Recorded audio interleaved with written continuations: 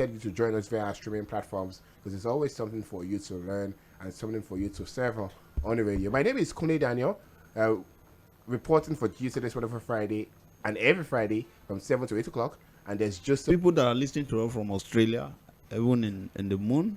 And they can listen nobody to us. live in the sun, Abi. No, scientists never get that time. But you can listen to us online across the whole world. Yes, go to our Radio Garden platform. You can also join us via our streaming platform 98.3 Mainland FM, Mainland 98.3 FM, both on Facebook and on YouTube. Be sure that you can always watch us online. We will be streaming very soon, but in the meantime, just let's enjoy ourselves on the radio. Just the biggest news from today will start from the education sector, where you are very much interested in. According to what is said on the Punch newspaper, federal government increases Unity school fees to 100,000 naira. The federal government, through the Federal Ministry of Education, has increased the school fees of new students into the federal government colleges, otherwise known as the Federal Unity Colleges, to 100,000 naira. This was contained in a directive from the Office of the Senior Secondary School Education Department of the Federal Ministry of Education, that in an address which was dated 25th of May 2023 and addressed all principals of the Federal Unity Colleges. But according to the circular entitled Approved Fees Charged for Federal Unity Colleges, first time for new students signed. Okay, so it's now 100,000 instead of the previous 45,000 naira. The latest fees charge increments will affect virtually all aspects and activities of the schools, including tuition, boarding fees, uniform textbooks, deposits, exercise books, prospectus, caution fee, ID cards, stationery, clubs and societies, sports, extra lessons, insurance, and etc. Please be informed that the ministry has approved only the unlisted fees and charges for the Unity Colleges, the memo read. In the same vein, there's something also from the University of Lagos, as there's also an hike in the price of tuition. The management proposed, okay, so according to the Punch, it is hike. The management of the University of Lagos, Akoka, Lagos State, has reportedly increased, okay, so it's still proposed, its fees for undergraduate students in the institution. This is contained in a circular dated 28th of July, that's yesterday, by the Senior Staff Association of Nigeria Universities, SANU, Unilag branch, following a meeting with the top management staff. The union in the statement said the VC stated the fees would increase for Unilag undergraduate students. I recall that the students of the institution previously paid 19,000 naira, but the management had fixed the new fees at 190,250 naira for students studying medicine, while courses that requires laboratory and studios, students have to pay 140,250,000 naira. The other one is 100k. And the other one is 100k. Okay, I would like us to. We basically have this conversation before we bring in our guest, who will definitely talk to us on another thing entirely, and he will also weigh his thoughts into this. Many people say, so listen to me before you react. Oh God! No, many people. So no, I want us to take it away from the current situation at hand. Oh, the increase in fuel price. Many people argue that education is rather cheap in Nigeria. That is what many people argue. They've also brought facts that it is easy to send your kid to the United Kingdom and pay £10,000, $10,000 in America and across Europe, and the quality of education that they would get almost, if not up, maybe not up to that one, but not so far from the quality that they get overseas. Beyond the fact that there are no strikes and there are more exposure, you get for lesser amounts in Nigeria. If anybody tells you in 2023 that University of Lagos pays 19,000 naira, it's also somewhat. I'll give you an example for sure. The Lagos State University, which is LASU, a school that I went to, as a student in LASU, we used to pay 25,000 naira. Fast forward 2023.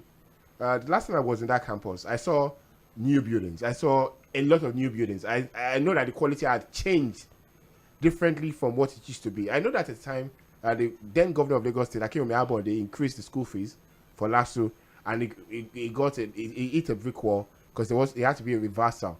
But now the school fees has also increased, a certain amount for indigenes and a certain amount for non-indigenes and the rest of it. Joseph, but also people would argue that the quality of education that we get in Nigeria is not even good enough. Why are we paying that astronomous amount of money? I want you to balance your thoughts in this regard, so we can have maybe an argument for government, or maybe government is really doing bad in this instance. Also, for Unity schools, Many would argue, oh, St. Gregory's College, King's College. It is said. I know a lot of my friends who are doing greatly, who have at one point in time gone to a unity school, and I know an average family, an average parent wants his child or his ward to go to a unity school because of the quality of education that is said to be guaranteed there. I remember a while ago, sometimes before the election, I was in a hospital in Lagos here, Ifako Ijai precisely, and I met a parent who said that, what they do in the unity schools, the federal government college, Shagam, is that the PTA mandated that every parent pays as much as 10,000 naira or thereabout, so that these kids can have spare lessons and all, and so that they can as well increase the standard that the school generally will provide, and also get more payment and got more value for the education they get. Yourself, do you think it's a wrong call at this time, or do you think maybe to an extent the cost of education should increase for the standard that we really want? JD, again, good morning, Lagos, and good evening, Lagos, and good evening, Nigeria. To some extent, JD, I think to me, it's as if are you sure we want to join the community of civilized people? Because, for example, if you look, I study education. I study guidance and counseling in University of Lagos. Education have more than almost thousands. They have 1,000 definition of education. 1,000, because there is no one as in one. Just like we just accept no standard definition of education, in the sense that education is supposed to be like something like education is life. That is just as you must eat, you must drink water for you to survive, for you to live your life. That is what education is to human being. So if Nigeria get it wrong, when we turn education we commercialize education. That way, especially government commercialize education. JD, you know that if you look at Joint Admission Matriculation Board, JAMB, if you look at the whole rule of JAMB, there's nowhere that they say JAMB should be a revenue generation money agency, but it has turned to that. Look at the Unity School. What the government would have done is, on the side of Unity School, we have increased the school fees for children, new students and the rest of them, from 40,000 to 100,000, because government have increased the salary of the parent from 150 to 300,000 naira. JD, assuming we have such news, I don't think any person will be complaining.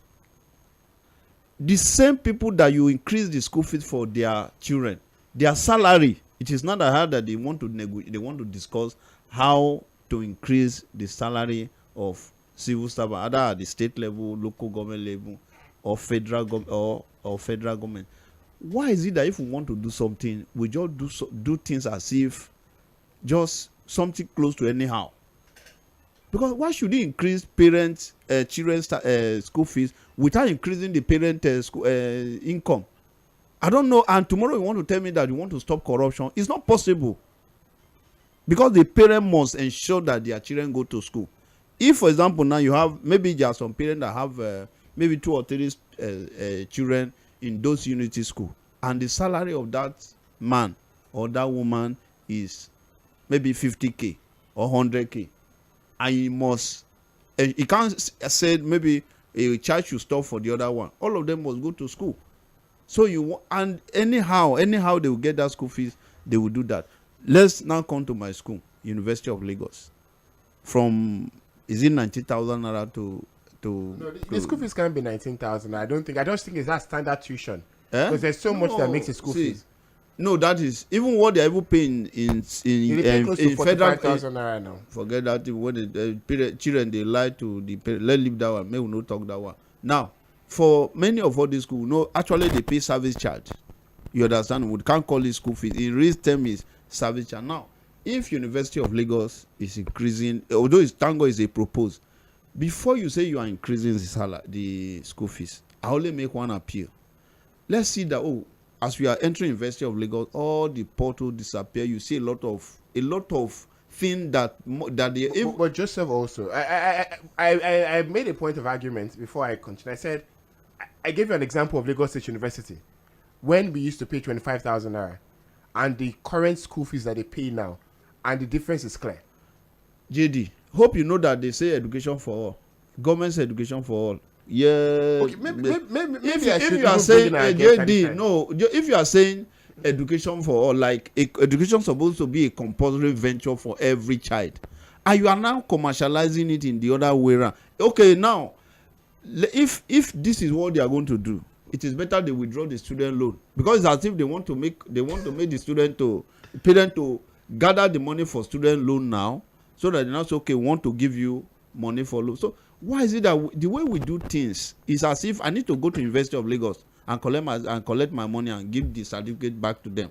Because as if all the things that we taught us, there are processes. If you want to do anything, there are processes. There's a system that you put in place. Everybody will queue behind you and say, okay, now that you want to do this, I think it's noble. Now the people that are there is the management of University of Lagos, SANU. The SANU. Is this SANU that will pay the school fees? What of the parent that will pay the school fees? That's the parent association. The parent association. Do you carry those guys? If those people start protesting now, what of the students? But inside this same University of Lagos, people, they pay 500,000 naira for diploma. Okay, we have Mr. SOMI URANTA. That this one, second JD, time it's joining us. JD, that one, make you no talk more. Make you just leave it. Let's just leave it. Hold on. We have Mr. SOMI URANTA. He joins us on the show for the second time. I think when we started the show, sometimes last year, was our guest. At the time, we talked everything the Niger Delta. We'll have that conversation again today on another level entirely. But he's an activist. Mr. SOMI URANTA is an activist. He's an author of several publications. He's an entrepreneur and motivation speaker. He's also the executive director of Optimistic Outlook, Empowernment Initiative for Niger Delta. He's one of the biggest and the loudest voices in the Niger Delta. Good evening once again, Mr. URANTA. Welcome on the radio. Thank you. Good evening to you. Okay, Mr. URANTA. See, Mr. Joseph here, Joseph Olonsho, is a socialist, so it's understandable. I don't know. I think last time we had a conversation, we talked about, you mentioned something about a few people in Germany or thereabout, if my memory serves me right. My point of call is, I understand. We understand that it is not as friendly as it should be. But do you think that education, university education, is somewhat too cheap in Nigeria? True or false? You know, before I say, you said Joseph is a socialist. Socialist. I'm not a capitalist. Either. I may be a blend of both. Okay. Anyway, to what you're saying, it's not about how much you charge educationally. How much you charge is not the issue. It's about the quality you are putting out there. Our students, our graduates are coming out, and when they go abroad or go to other places, they are not matching up. They're not meeting up the standard. But that's debatable. That's debatable. The statistics says that Nigeria has one of the highest amount of medical students or medical doctors who seemingly blend into the United Kingdom, Saudi Arabia, and America when they go to join the workforce. So what is happening? Do you think if our systems are not good enough, don't you think that we would? Don't you think they would also struggle? Don't forget that we are live on Instagram, we are live on Facebook and YouTube. Join us, Mainland 98.3 FM, Mainland 98.3 FM. Go to our YouTube platform and our Facebook platform and join us. You can watch us live and join the conversation. You can drop comments also. We'll ensure to read it. Don't you think? I might be wrong, yeah. But a lot of times I know friends who went to school here. I can mention 5-6 of my friends who I'm in constant contact with. When they get abroad, it is easy for them to join the workforce there without any other training. So that means, to an extent, that we have our educational system is not as terrible as many people make it look like. Well, maybe in some areas. Like medicine. Yes, okay. Medicine and maybe a few other ones.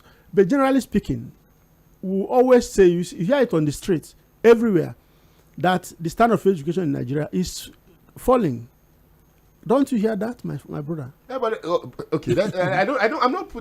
I'm just trying to play devil's advocate here. I'm trying to play devil's advocate.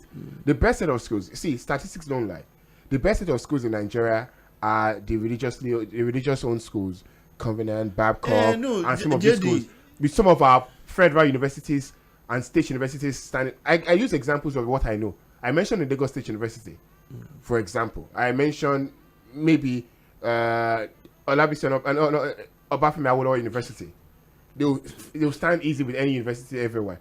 University of Legon in Ghana is more expensive than 80% of the universities in Nigeria.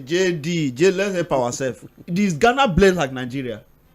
Ghana blessing from God is not up to 1/4 of the way God blessed. Okay, let's not just no quickly the quick one.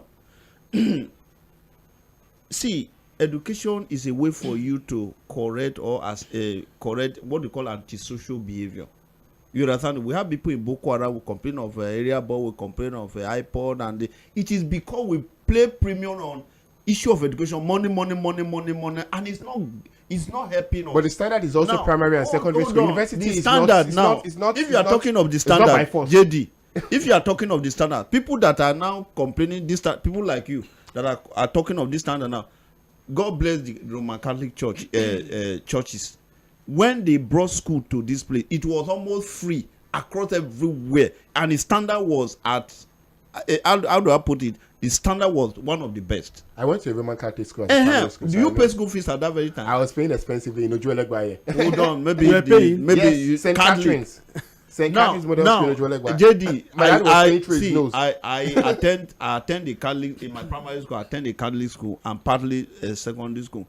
What we're saying is this: if we did not look at it, that education is a way, it's like, how do I put it, in form of, see, one thing that you must not play a lot of money on as a government, issue of education, issue of security. If you go to the road now, you see men with EFCC, DSS, and the rest of them. If you have money, you control them. And that's why there's no security in the system. The same thing if you have money, let me carry my children to Covenant University. Let me carry my children to Bako University. Let me carry my children to any of these, in quote, expensive university. It is only in Nigeria that someone defraud you. You are saying you are now proud. Say, thank God, I'm attending. This conversation we can have it on and on and on and on and on. So what we're just saying is we should change our orientation in what education, education is a way to. Yeah, because I study education. I agree. I've told you that by now Nigeria is supposed to stop jam or arrest a lot of them. Say all the money we are defrauded parents in the name of jam. You are not sure of admission. Return the money to them. Is it not here? I told you that the jam remit money to federal government. We part of the law that set up jam that says you should be remitting money. And now the school is maybe Harvard University, California University. We want to increase school fee. They do the way Unilag is doing their own. They do the way UI is doing their own. These are ways that if you want to, you have to be civilized. Why not carry the parent along, carry the student along, carry the economic activities of the parent along? There's no parent that you are increasing their school fee now. Their salary, their income has not increased. The fuel has gone up. People are trekking everywhere. Okay, I can hear you. But let me ask you a question. If the Nigerian educational system is so good, like I'm not saying it's good. No, you say it's good that when they go out, they don't need to have go through any other kind of training. How come Nigerians are running away to Ghana, to Benin Republic for schooling, to acquire education? Mainly because the standard is falling. Why? Because there is this over-commercialization of everything in Nigeria. Okay. You don't monetize everything. Okay. Yes. I agree. Anyways, it's Mr. SOMI URANTA. He's our guest today. Good evening once again. Good evening. Entrepreneur, author, and also a loud voice in the Niger Delta struggle. Where do we start from? So, in the news recently, Niger Delta has been in the news. First off, Asari Dokubo has been in the news. Tompolo has been in the news. There was also the issue of the vessel. Yeah. We all saw that in the news also. That was destroyed. No, it's not the vessel that was destroyed. They destroyed evidence, which is even a crime. I study criminology. You understand? No system. I say it the other day. In a civil, I've never seen where it's an offense. For example, if police investigating a matter, then you destroy evidence. For a system, either a security formation, to put a fire on a vessel, I think I don't know the agency I will call it. They were supposed to interrogate them. You understand? It's destroying of an evidence. They didn't destroy that vessel. They destroy evidence. Who owns that vessel? Who are the people that be benefiting from that vessel? Why are they trying to prevent Nigeria not to know a lot of truth? Okay, so Mr. SOMI URANTA, you understand the Niger Delta better. It's a tough that you are very familiar with.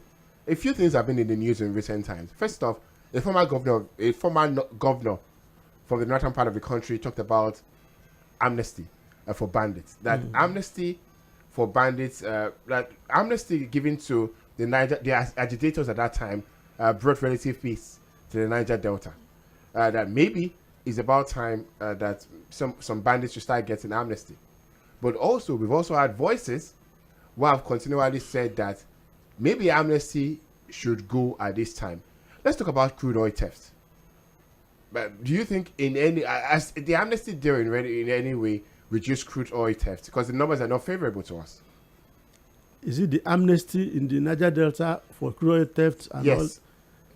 Well, first and foremost, whoever is comparing what's happening in the north to the issue that brought about amnesty in Niger Delta, the person there's a question of mismatch here, because a clearly different thing.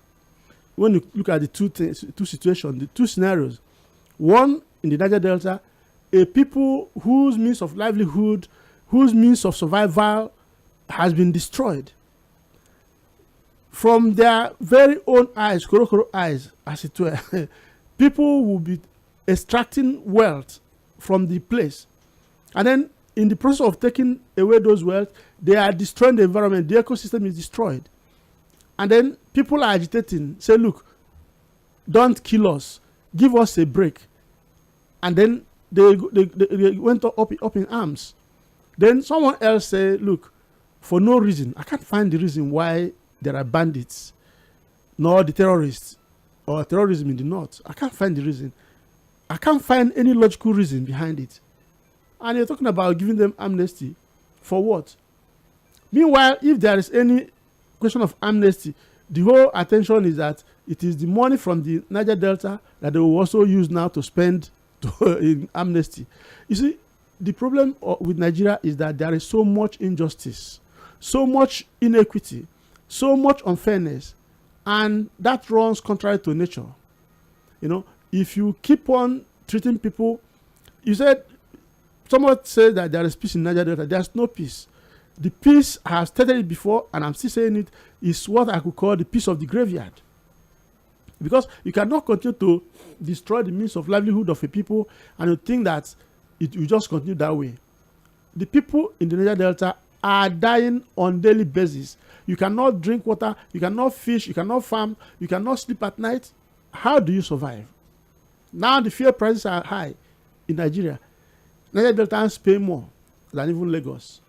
Yet, we cannot do any of the basic things we ought to do to survive. Is it fair? Okay, yeah, maybe. You're very right in your assertions. But our topic generally today should be oil exploration in Niger Delta. Is it a blessing or a curse? When the Oloibiri oil field was discovered several years ago, the then head of state says it is time to party. Finally, we have a source. And 20, 30 years after, it seems our blessing from God is still our biggest challenge. Because year in, year out, the story that makes the airwaves is there's no time in our existence, at least that I know of, that oil, cost of diesel, cost of petrol, cost of fossil oil, cost of this one, aviation Jet A1 aviation fuel. There's always no time that this doesn't make center stage. Is our blessing becoming a cost to us? Look, you know, when God blesses a people for too long and so much, just like parents, when parents happen to do so much for their children, those children oftentimes hardly are able to do much for themselves. They end up doing so little for themselves. You see, Nigeria's problem is that we are so blessed. We have 365 days of summer. Then God bless us so much. In fact, there is this comic book that's going on. They say that all the people of the world, different countries, came up to analyze, the endowments given to them by God. And Americans came, they looked at their own, they said, look, they have about 5, 6, 7. And then the Japanese came, they said they don't have any at all. In fact, it's only causes that they have. They have volcanic eruptions, they have tsunamis and what have you. The Germans say, look, very few, all of them. But when they got to the point of Nigeria, they discovered that Nigeria have everything you can think of. And they have it in commercial quantity. They said, no, God cannot be said to be fair. They have to go to occupy, heaven. They say, God, you must tell us, why do you say you are such a fair God, a God that is very just? How come you bless one country so much and then you give the rest so little? God say, what is it? Is that why you people are here? Please go and rest. So you see, the problem is that it is still you guys that will come and enjoy those things, that these people will not be able to manage it. That the people of Nigeria will not be able to manage it. And it is so. We will have problem of leadership. How do you manage the wealth God has given to you? The wealth is more of a curse. From the time of from the time of our forefathers, they were exporting their greatest, strongest of men into slavery. Raw, crude, strong men. After that, you go to the time of cash crops. The granite pyramids of northern Nigeria, the western cocoa, the palm produce of the southeast and south, and they were exporting it in crude states. Even in the 21st century, crude oil that we have, what are we doing with it? We are still exporting it in crude states. It shows that it is more of a curse than a blessing. Look at our lives. Our men, our leaders, no, I don't want to call leaders, our rulers have only perfected the art of packing this money, siphoning it, and putting it somewhere else, and leaving all of us, in abject penury.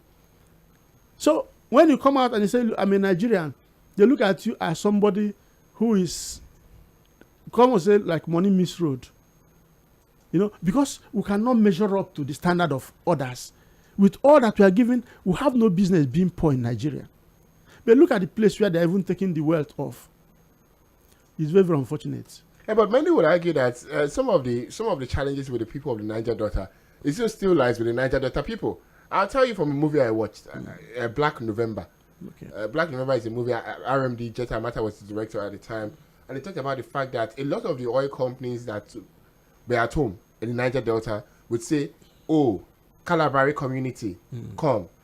This is Shell or Chevron or whatever. Yeah. This is 10 million naira for development of your infrastructure and this." And the elders of that small community, they will collect the 10 million naira amongst themselves. They will share 9 million, go back to the community and declare 1 million. That a lot of times that the people of the Niger Delta itself are largely behind before the federal government are largely behind the underdevelopment of the region itself. Would you agree with me, or is it total bagash? I cannot hold brief for those people, but let me tell you something. Lagos got developed to the extent we are seeing it today, in spite of corruption, in spite of siphoning of wealth and all that. Yet, the federal government of Nigeria invested in Lagos. Abuja got developed to the extent we see today, in spite of all that they are doing, all the looting that is going on. You see, when there is a clear-cut agenda, the political will is there. Say, look, I want to develop this place. They will go ahead to develop it. They will award contract to people who will do. You go and take money and you give a few peanuts to a few greedy agents in one community, and you say you have given them money. You want to develop the place. The person that is giving out the money know already that what you want is to divide and rule the people. That's the intention. Let the intention be pure. Let there be a concerted effort that we want to develop the Niger Delta, and that must be done. It must be done. If it is not done, I don't know what to say, but it must be done, because you cannot be taking this wealth and you put the people. Well, people say you bring the head of 2 ram and you set them and they will keep jamming their heads together, their horns together, and you think you're making any progress. You see, the more is it not Asha that sang the music? Say, look, you are holding me down. I'm in chain. You're also in chain. I'm wearing uniform. You too, you are wearing uniform. We are both prisoners. So if you want to be free, you have to set me free. But Oga SOMI, let me look at it. What of if still coming from what JD was saying? Yeah, it's possible that it is deliberate, and that's why I do shock whether institutions are doing something that is as if some of the lecture is like maybe they don't even actually know when they were passing those things. I know there was a time that one of my uncle wanted to assist me. Many of us. He said, what do you want? People were mentioning, I always say, Oga, if you can give me money for GC form. And the reason I know that if I'm an informed individual, I know that I can take care of a lot of things for myself. What do you think we can do whereby, whether as government or some of these multinational oil company, instead of them doing something to shaping the life of those people for better, they rather give them money. And immediately they are giving them money. The next thing they go to joint, take beer, buy some, change their costume. Even some of the agitators have the biggest schools outside Nigeria. They have TV stations. That is the way other people from other parts of Nigeria do have too. But don't forget. So you cannot discussing the Niger. We are discussing the Niger Delta mainly now. So we have to stick with. See, we talk about the NDDC. We talk about that's Niger Delta Development Commission. We talk about the NDDC. Super Deck. That's the one before the NDDC. See the amount of funds that have gone into the NDDC, but into the Niger Delta itself. The Niger Delta should not be where it should be. But JD, that one, sorry. If it is the NDDC off your mic. Okay, no, NDDC off your mic. Okay, NDDC, NIMASA, and the like. Even the Niger Delta Ministry, JD, if you go there and see the personnel that are there, yes. And you now look at the personnel from Niger Delta that are there, and the personnel from other regions that are there, you now ask yourself, is this actually for NDDs for Niger? At least you give priority to the Niger Delta people. I know I suffer. I think it was the 5th jump that made me to get admission in UNILAG. And the reason was catchment area. UNILAG said, no, it's a crime for me to come from Edo State. Because when you say catchment area, that I didn't fall on the states that are... catchment. The way I put it is, to me, other federal government designing for UNILAG say it is a crime for me to come from Edo State. But I think that is the reason. To me, I say that if I'm doing anything, the first thing I do is what is the interest of Edo people, because I'm copying from federal government.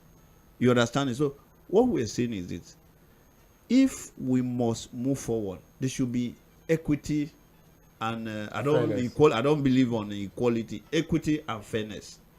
You understand it? And that's the reason the Niger Delta people are what to say. If federal government have intention and say, okay, this is where we are getting a good percentage of the resources to develop other states, whether the people like it or not, they don't find a way to develop that place. I know a student that's supposed to drop out in University of Lagos. Before you know, the father pick him and send him to a school in a UK. As I'm talking to you, that student, in fact, is one of the best blessing to the family. What can we call it do like that to the people in Niger Delta?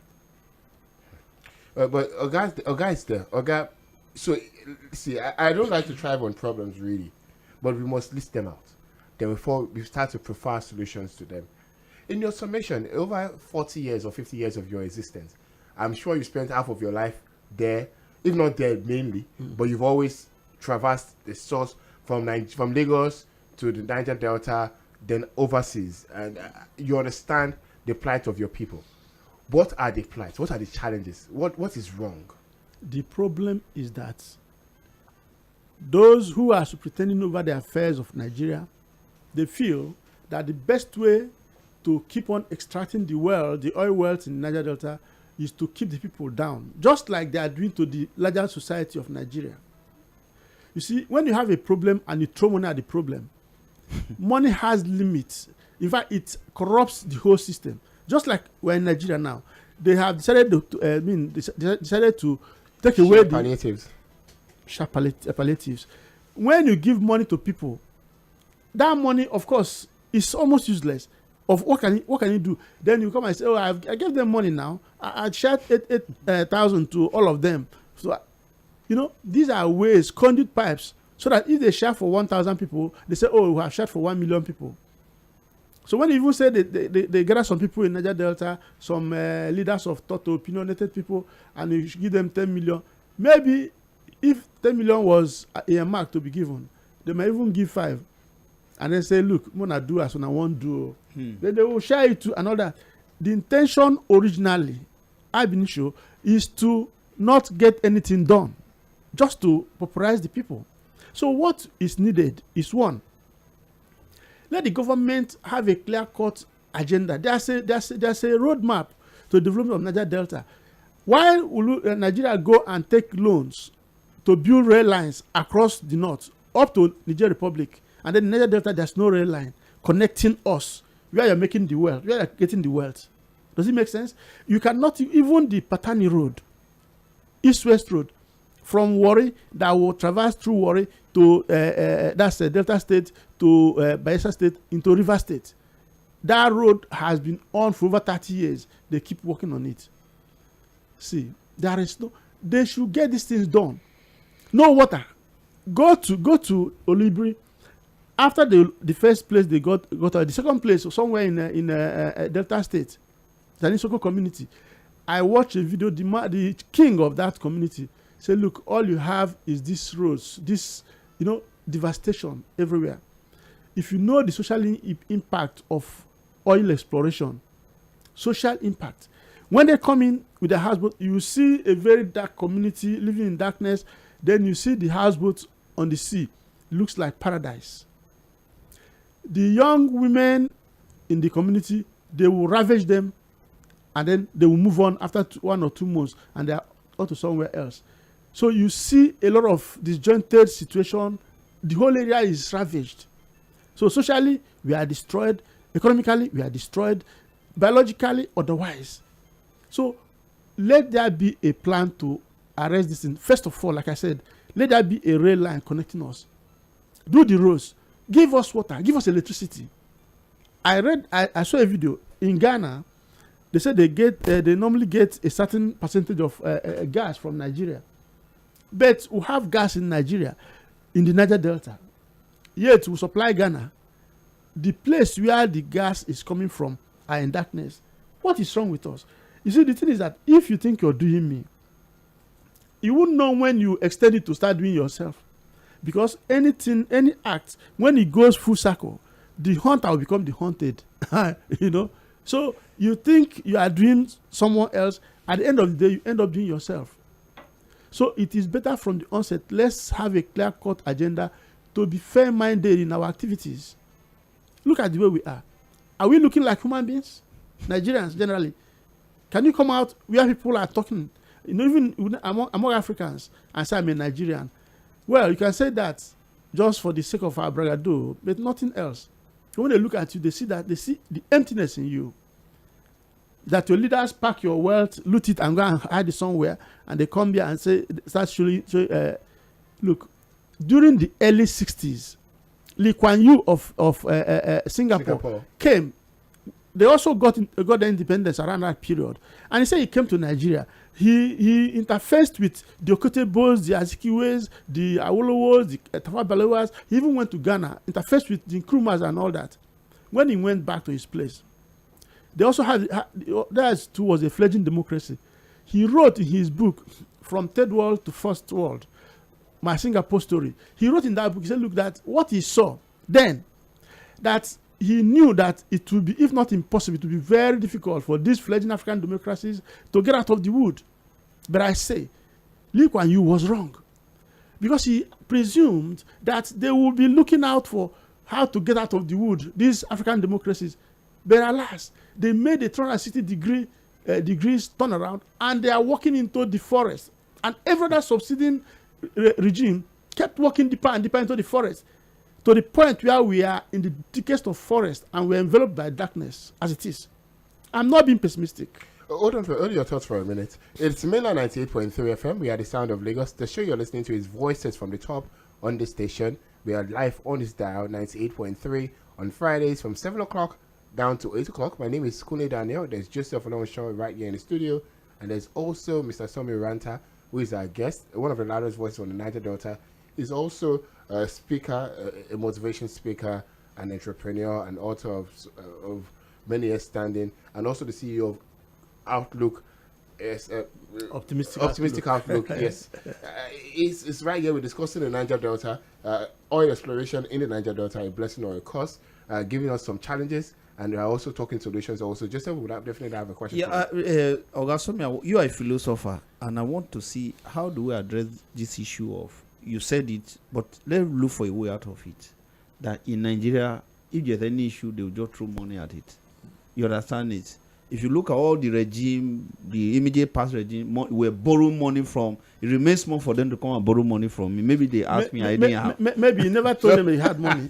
They would have come for you. So give us money.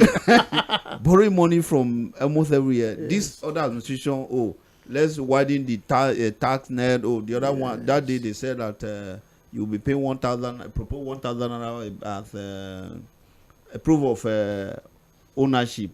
And I say, on yearly basis. On yearly basis. And so it means that, to me, I would say, towards the end of the year, you cease owning the car. It means that the driver license, the roadworthiness, the insurance, that they are not enough. You need to confirm that you own your car. You need to confirm that you know. Then I think it is equally it is equally extended to, you need to prove the ownership of your name. Yes. Maybe we'll be paying only 1,000 naira to say that, this name that we are bearing for this social number of years, pay 500 naira to show that you own that very name. So the question I'm asking is, even the higher institution, the UNILAG of this world, the UI of this world, the ISUKA of this world, they told that line of throwing money into an issue. But if you go to the Bible, they say God asked this Solomon. He said, Solomon did something for God. He said, what do you want me to do to you? He said, give me wisdom to manage the one that you are giving to me. When do you think our distinguished, wonderful, brilliant people will be asking for wisdom to manage? We already have resources. Nigerians can afford free education to all levels. We have the means. And but the brain is not there. The funny thing is that most of the people who are advocating for money, pay now, are the people who enjoyed free education. Maybe times have changed. Times have not changed. Nigeria has become richer. I know how to turn this country around. I'm telling you. Have you seen our... This country is so rich. Leave that one, JD. This country is so rich. Have you seen our foreign reserves? Which are foreign reserves? It tumbles. Look, Nigeria's foreign reserves tumbled to lowest in 2 years. This it's is on the television. Mismanagement. Of course, what do you expect? Now news we they watch like this. So. JD, sorry. I visited Benue when I traveled to I was in Benue, I was in Nasarawa, I was in Niger State, I was in Kogi, I was in Osun State. If you combine this, let's even look at the agricultural resources, the topography. If you go Osun State, you can do a lot of sport there. What we just need is the brain. Let us be borrowing brain. Let's stop borrowing money. So we should not be throwing money into issue. It's not resolving any issue, Daddy. Well, see, this government, maybe I should just give them a little advice. See, what I expected this government to do, as they came in, the first thing they should do is to tackle insecurity. When they're tackling insecurity, then you empower the farmers to go back to farm. Look, why do we have moving from one place to the other, one city to the other city? All you see is churches, prayer houses, and bush, greens everywhere. We don't need to even use fertilizer to grow things. So why do we have so much land? Man, we are a wasted generation. I'm telling you. Let's talk about people. Okay, so I was reading on the internet not so long ago. Somebody used to compare Asaba as the hub, but they said Asaba today is a ghost town. Do you agree with that assertion? I don't know. I've not spent time in Asaba, but everywhere is a ghost. Look at the road. The roads are ghost. No, I can talk of Cross River. Okay. I was in Cross River. I was ashamed of myself. Because the Niger Delta south, like south, down at south. But Niger Delta is almost Niger Delta is takes a chunk of the south also. Of course, that is south is. I mean, Niger Delta is south. You know that there are other states that are also part of Niger Delta because they have oil. But the south, the 6 core states are the south states. What I'm saying is that everywhere in Nigeria is ghostly. Go to the street now. Everywhere is empty. What this government has done today have succeeded in doing. They have solved the problem of traffic and congestion. And we should clap for them. Exercise. Trekking. Okay, yes. Somebody told me, a lady friend of mine told me yesterday, said that look, that her she wanted a shop and then she had to go back to house agents, real estate agents that she used to know 10 years ago. She said she was so surprised that when she started calling them up, that they were looking the way they were looking since then. You say, Oga, what happened? How come you guys are looking so the same way? They say, look, this is our work, with the work well. And I them they enjoy pass. See, so they move from one street to the other. So the government, have succeeded in helping us, to drive traffic. The road is free now. You can drive. It didn't take me 15 minutes from Ireland to this place. Well, let's talk about oil subsidy and all of the challenges. No, even aside JD, maybe we have to. What do you think we can do? Maybe this question for both of you now. What do you think you can do that? Whenever this is not the first time that they will cut a vessel, and the next thing is to put fire or destroy it. Thank what do you think we can? Because this is irrational. It is. I don't know the adjective to use. It's simple. There's a song by Fela Kuti, either Confusion Breakbone or thereabout, and it said that custom go seize rice will not be fake. They go talk say the season. They will call the burn am. So people are hungry. This rice where you seize, why not give people? Give it to NGO and the rest of them. This oil that you are burning, that you said in quotes that you are burning, if you give one liter to 100 people, they would appreciate. It's only in Nigeria that these things happen. I don't understand the rationale behind it, really. See, there is so much senselessness in our activities. See, Mr. Ranta, sometimes in the previous administration, when there was a very, very huge fight with the modular refineries, do you know how much of investment was destroyed? Even recently, they still got some. They said they destroyed it. Why do you destroy it? You don't have this thing. Even those guys who are doing those modular refineries and doing it the wrong way, you should bring them, organize them, teach them how to get people, standardize the operation. How come your talents look, the same thing they do in churches, the same thing they do in government? Do you know when somebody, for example, now have a certain what they call ESP, extrasensory perception, you have maybe you are psychometric, you are clairvoyant or telepathic, they put you down in church, say, look, this person, you have a banje, they start casting and binding, they send that spirit away from you. And these are the people that develop places in other climes. The same thing here. People who have managed to work out something, refine crude oil, refine this, and then you are destroying them, destroying those things. You are killing ingenuity. That's what you are killing. And the approved refinery is not giving Nobody us is doing. Did I go to own that they said they launched? No. I'm hearing that even up to next 2025 years. Who cost us? Who cost us? Who bewitched us? So as we begin to round up, we have less than 5 minutes to go. We have a new administration, really, and you must set targets for the new administration in the way they would administer governance around the Niger Delta area. Is there an update on the NDDC crisis? What do you think? What's your advice to the new government to ensure that the Niger Delta should be the next big place for tourism in this country going forward? Niger Delta is such a great place. Niger Delta have the highest variety of foods in Nigeria. Through the Akwibomites, the Calabar, the Urobo, so much we have the highest number of food in Nigeria. We have the highest number. In fact, the media in Nigeria is owned by the Niger Deltans. So many things, areas you see them coming, but you don't want them to thrive. Now, the government should start looking at how to fix the people, the situation. For example, I'm talking about rail line. Award contract to reputable companies. Let them connect the Niger Delta. On the general scale, let them pursue and work on this insecurity situation. When people start going to farm to plant food, at least the food stuff, at least within a period of, and people say a hunger that has hope don't kill, the hungry man. If there's hope. Hope is said to be the last milk in the human breast. So let us say we have hope that within a short period of time, after planting, we'll be able to harvest, and then there'll be bountiful food everywhere. But you cannot be having people being killed in some places in their hundreds, and you say people will go to the farm to farm. Why are they going to farm? So the emergency they declared in food Nigeria, security, yeah. Food security is going to be a wasted effort because you have not done the things that will make it work. Understand? So we must fight insecurity to stand still. I learned that the VP said you should not, bombard them. You should have to engage them.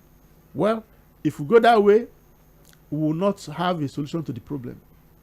You see? So they must enter issue of spending money.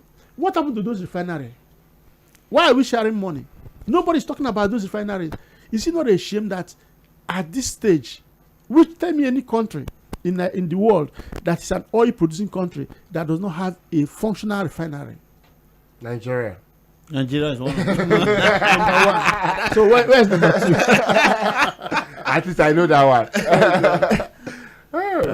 So I don't want to keep saying God help us. God has helped us too much. More than enough.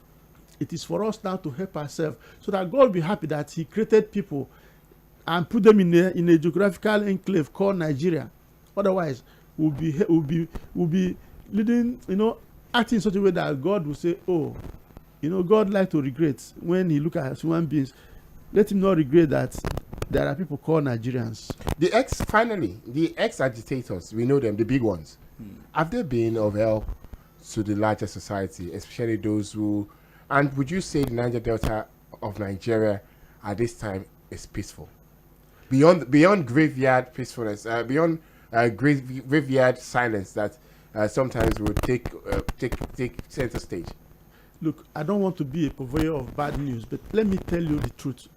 You see, the people of Niger Delta are suffering the brunt of the economic hardship in Nigeria more than any other region in Nigeria. Why do you say so?